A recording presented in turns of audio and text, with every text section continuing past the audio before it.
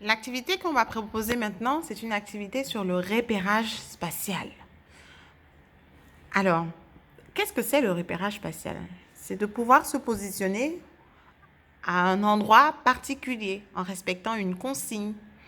Donc, aujourd'hui, pour cette séance, tu auras besoin d'une chaise ou de deux chaises d'ailleurs. Moi, j'ai choisi aujourd'hui d'utiliser une chaise et un pouf. Donc, tu auras aussi besoin de certains mots de vocabulaire. Du mot sur, sous. Tu peux répéter après moi. Sur, sous, à gauche, à droite, devant, derrière, au milieu.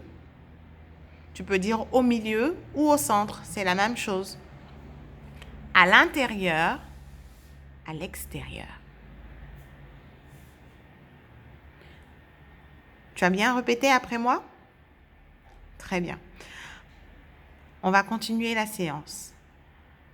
Tu auras besoin de bien retenir ces mots parce que très prochainement, tu vas avoir une activité avec Madame Renata. Une activité qu'on a déjà fait en classe. Tu te souviens? C'était une activité qu'on avait fait en février où il fallait faire un plan de la cour de récréation. Tu te souviens de ce que c'est qu'un plan? Tu as oublié un tout petit peu? Alors, je vais te le rappeler. Un plan, c'est un dessin qu'on fait pour représenter un endroit. Je reprends. Un plan, c'est un dessin qu'on fait pour représenter un endroit. Alors, pour pouvoir représenter cet endroit, tu as besoin bien sûr de connaître le vocabulaire pour pouvoir expliquer ce que tu as fait. Et c'est ce que nous allons faire aujourd'hui. Donc, je vais avoir une assistante qui va m'aider pour la séance. Coucou, je m'appelle Erin et je vais vous aider à faire ce que votre maîtresse vous a dit de faire. Très bien.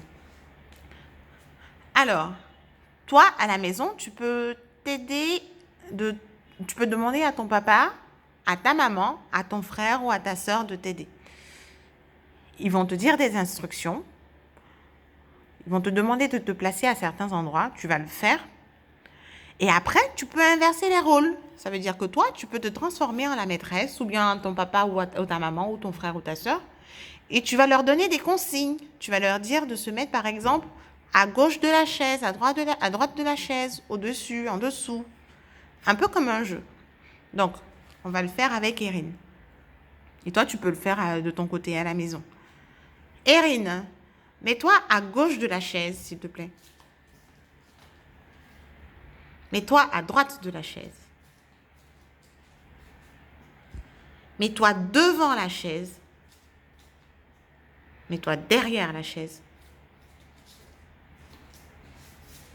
Mets-toi à la gauche du pouf. Attention au piège. Pourquoi tu t'es mise à cet endroit-là? Car il y a le pouf et la chaise. Donc la chaise, on ne s'occupe pas de ça maintenant. Donc là, on considère ça comme la gauche du pouf et ici, on considère ça comme la droite du pouf. Très bien.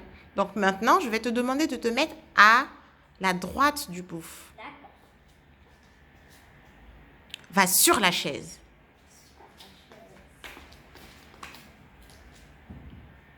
Va sous la chaise.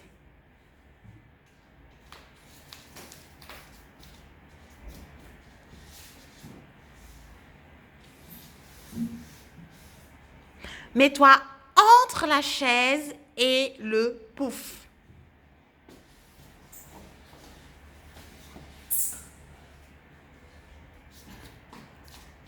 Assieds-toi sur le pouf. Mets-toi derrière le pouf. Mets-toi devant le pouf. Mets-toi à droite du pouf. Et tu peux aller à la gauche de la chaise. Ah, tu ne t'es pas laissé avoir. Très bien. Je vais essayer de te faire des pièges. Mets-toi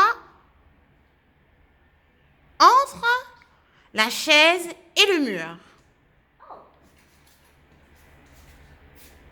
Pourquoi tu t'es mise là-bas? Euh, car la chaise, en fait, je considère le derrière de la chaise comme le devant. Et maintenant, le mur, il est juste là. Donc moi, je me mets entre les deux. D'accord, très bien. Est-ce que tu as compris ce qu'il faut faire? Très bien. On va faire une autre vidéo où on va te demander de reconnaître ta main gauche et ta main droite. Donc, dans cette vidéo-là, il faut juste utiliser le vocabulaire qu'on a utilisé, qu'on a appris. Mais dans la prochaine vidéo que je vais faire, je vais te demander de me dire comment est-ce que tu fais pour reconnaître ta main gauche. Je pourrais t'aider un tout petit peu aussi. Amuse-toi bien avec ta famille. Au revoir.